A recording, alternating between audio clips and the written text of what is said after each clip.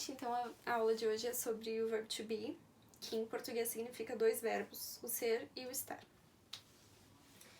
Por que a gente tem que aprender esse verbo assim que a gente começa a estudar inglês? Mesmo que o nosso objetivo aqui não seja que vocês sejam fluentes, né? Por causa que esse verbo, ele é primordial. Para quase qualquer tipo de comunicação, tu precisa dele. Ou pelo menos entender ele. E no Enem ele vai estar muito nos textos, então é importante que você saiba identificar. Enfim. Exemplos de músicas e filmes com o verbo to be no título para vocês verem como ele é corriqueiro e importante. We Are Young, significa nós somos jovens. This Is What You Came For, da Rihanna, que significa é pra isso que você veio. E Orange is the New Black, que é laranja é o novo preto. Em vermelho tá o verbo to be. Então, na língua inglesa, por que a gente coloca o to na frente? Por causa que ele vai significar que o verbo tá no infinitivo. O infinitivo, pra quem não sabe, é aquela forma em que o verbo tá com um R no final. Então, cantar, falar, dançar, andar. Todos esses vão ter o to na frente se a gente quiser falar eles em inglês.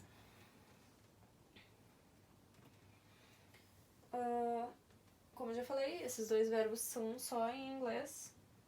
E a gente vai ter que estudar, né, obrigatoriamente, as flexões verbais para poder entender esse verbo. Elas acontecem quando a gente coloca o verbo em diferentes pessoas. Então, por exemplo, eu, tu, ele, nós, vós, eles.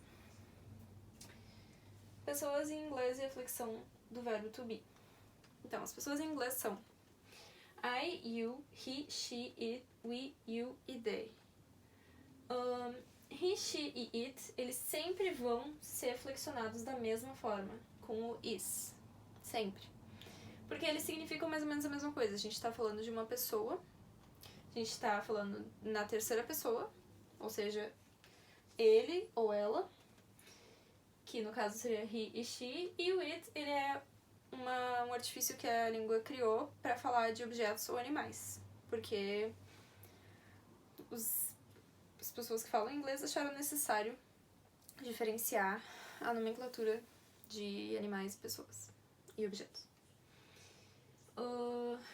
E aí no caso então ficaria I am, you are, he is, she is, it is, we are, you are e they are. A tradução seria eu sou, tu és, ele é, ela é, ele ou ela é, nós somos, vocês são e eles são. Todos esses que eu falei são, ou ser, ou é, podem ser substituídos por está, estão, enfim. O you, ele aparece nessa lista duas vezes, ó. You no singular, you no plural. Porque em inglês, you pode significar tanto você, ou tu, quanto vocês. Então, ele aparece duas vezes. Numa frase, a gente vai ter que diferenciar pelo contexto mesmo. Não tem nada que possa indicar que não seja o contexto, ou uma palavra no plural, depois de you, se o you tá no plural ou no singular.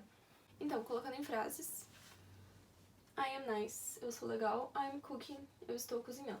Vocês podem ver que geralmente quando aparece com a forma contínua do verbo, que é ing no final, que em português seria ando, ou indo, ou endo, ele vai significar estar, o am.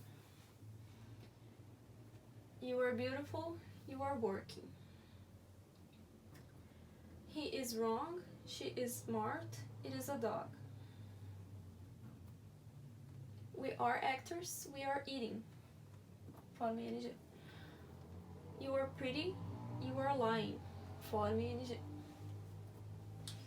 They are tall, they are studying. Forma ing. Então, a forma negativa do verbo to be vai ser expressa da forma seguinte. A gente vai colocar o not, sempre o not, nunca o no, logo depois do verbo to be. Então, nesse caso, I am, verbo to be, not nice. Eu não sou legal. We are, verbo to be, not sick. Nós não estamos doentes.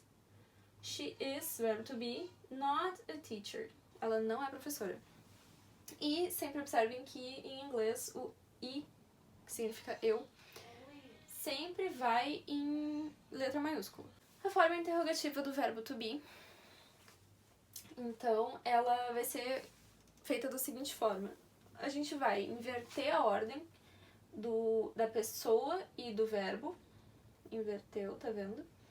E colocar o ponto de interrogação no final. Então, exemplo. You are funny. Você é legal. Você é engraçado. Vai se tornar Are you funny? Você engraçado? Seria em tradução literal, mas a gente diria em português. Você é engraçado? I am sick. Eu sou doente. Vai se tornar Am I sick? Estou eu doente? He's short. Ele é baixo. Vai se tornar Is he short?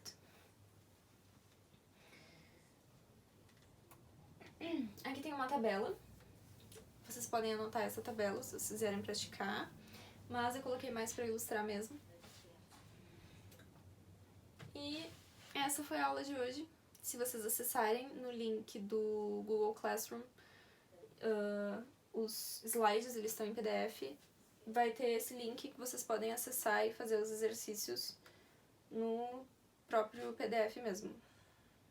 É isso. Bons estudos!